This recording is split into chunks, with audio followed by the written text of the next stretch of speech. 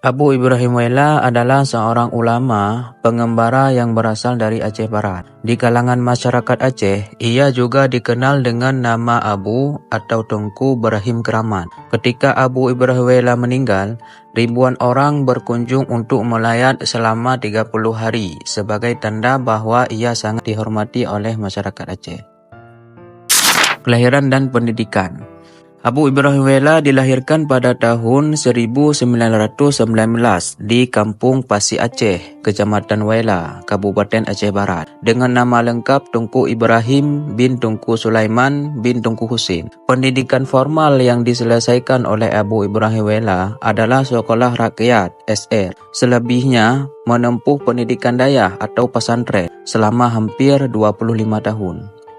Selama hidupnya, Abu Ibrahim Wela pernah belajar selama 12 tahun pada Abu Syekh Mahmud, seorang ulama asal Loknga, Aceh Besar, yang kemudian mendirikan Dayah Bustanul Huda di Blangpidi, Aceh Barat Daya. Salah satu murid Syekh Mahmud ini adalah Abu Ya Mundawali, yang kemudian menjadi ulama tersohor di Aceh. Selain itu, Abu Ibrahim Wela juga pernah belajar pada Abu Calang, Muhammad Arsyad, dan Tunku Bilal Yatim Suak bersama rekan seangkatannya yang bernama Tunku Adnan Bakongan atau Abu Nek Bakongan.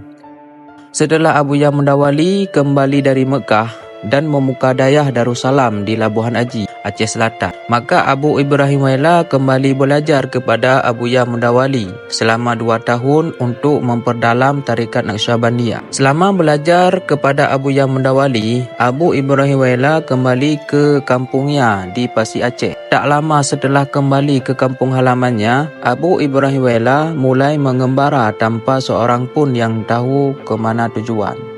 Menurut salah seorang menantunya yang bernama Tunku Nasruddin, Abu Ibrahim Wela pernah menghilang sebanyak 3 kali selama hidupnya. Pertama sekali selama 2 bulan, kedua kali selama 2 tahun, dan ketiga selama 4 tahun.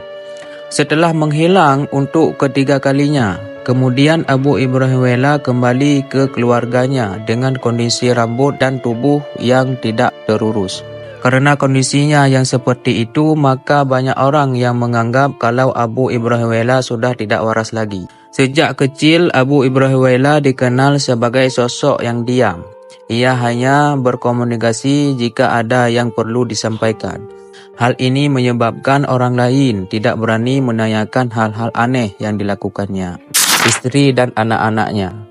Abu Ibrahim Wela memiliki 2 orang istri, yaitu Ruqiyah dan seorang wanita lagi yang tidak disebutkan namanya. Istri kedua beliau dinikahi di Pelante, Aceh Barat. 2 tahun sebelum Abu Ibrahim Wela meninggal dunia, dari istri kedua ini Abu Ibrahim Wela tidak mendapatkan anak. Dari istri pertama, Abu Ibrahim Wela mendapatkan 3 orang anak, yaitu Salmiyah, Hayatun Nufus, dan Zulkifli. Ada cerita yang menyatakan bahwa ketika Salmiyah berumur 6 bulan dalam kandungan, Abu Ibrahim Wela beberapa kali menyatakan ingin membelah perut istrinya untuk melihat anaknya. Meskipun hal itu tidak pernah dilakukannya, namun ucapannya itu membuat cemas para anggota keluarga. Anak pertama yang bernama Salmiyah lahir pada tahun 1954. Tetapi untuk Abu Ibrahim Wela ini bukanlah sebuah peristiwa yang istimewa karena dia hanya pulang sebentar dan kemudian kembali menghilang. Ketika Salmiyah sudah mulai beranjak besar, barulah Abu Ibrahim Wela kembali ke kampungnya dan membuka kebun di Suwakdri. Kehidupan normalnya terus berlangsung hingga kelahiran anak ketiganya yang bernama Zulkifli. Tidak lama setelah kelahiran Zulkifli, Abu Ibrahim Wela kembali mengembara sehingga istrinya meminta agar dipulangkan ke orang tuanya.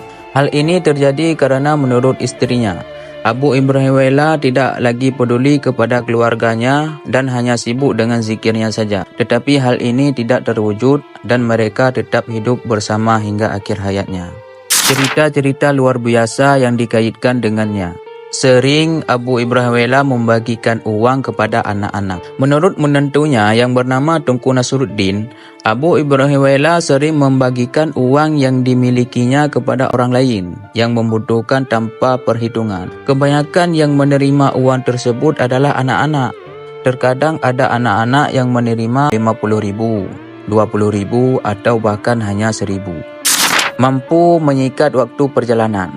Di masa hidupnya, Abu Ibrahim Waila dikenal sangat suka berjalan kaki. Suatu ketika, ada seorang tetangganya yang bernama Tunku Muhammad Kurdi Syam sedang menaiki mobil dari Tunom ke Melabuh. Di tengah jalan, ia bertemu dengan Abu Ibrahim Waila dan mengajaknya untuk ikut naik mobil bersamanya.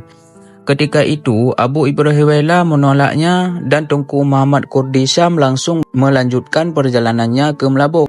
Ketika tiba di Melabuh, ternyata Abu Ibrahim Waila telah tiba lebih dahulu. Padahal ketika dalam perjalanan, tidak ada mobil lain yang memotong laju mobil Tunku Muhammad Kurdi Syam ini. Bahan makanan bertambah secara tiba-tiba. Dikisahkan oleh salah satu menantunya yang bernama Tunku Nasruddin. Abu Ibrahim Waila pernah berkunjung ke alma maternya yaitu Dayah Syekh Mahmud di Blangpidi. Ketika itu ia meminta disediakan sepiring nasi untuk sarapan.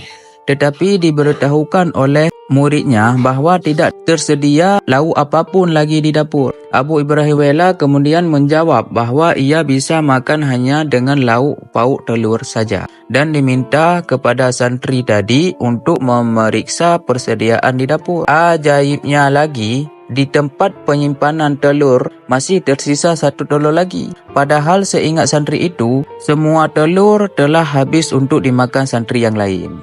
Kisah lainnya adalah Abu Ibrahim Waila datang berkunjung ke rumah salah seorang saudaranya dan meminta sedikit nasi dengan lauk sambal udang belimbing. Isteri tuan rumah tersebut memberitahukan kepada suaminya bahawa pohon belimbing di rumah mereka tidak ada buahnya. Tapi sang suami tetap berkeras agar isteri tersebut memeriksa ulang pohon belimbing tersebut. Ketika diperiksa kembali, terlihat bahawa pohon belimbing tersebut memiliki 3 buah belimbing yang cukup untuk membuat sambal seperti yang diminta oleh Abu Ibrahim Waila. Menjadi tamu Gus Dur.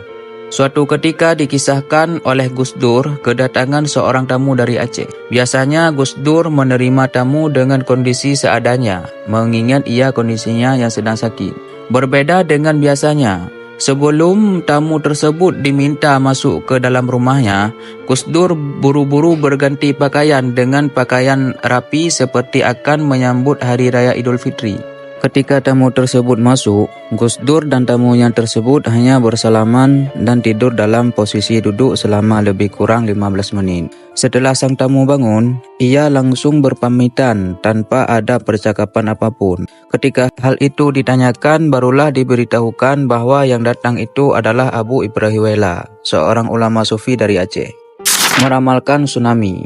Ketika tsunami melanda Aceh pada tahun 2004, diceritakan oleh beberapa orang bahawa Abu Ibrahim Waila telah menceritakan hal itu melalui isyarat. Salah satu di antaranya, di ketika bahawa udara akan naik setinggi pohon kelapa. Hal ini dikatakan kepada salah satu muridnya yang bernama Mukhlis, yang sekarang bermukim di Dayah Bustanul Huda atau Dayah Pulau I, Desa Dayah Baru Calang. Cerita lainnya, 15 hari sebelum tsunami, murid-murid Abu Ibrahim Waila telah diperintahkan untuk menjauhi pantai.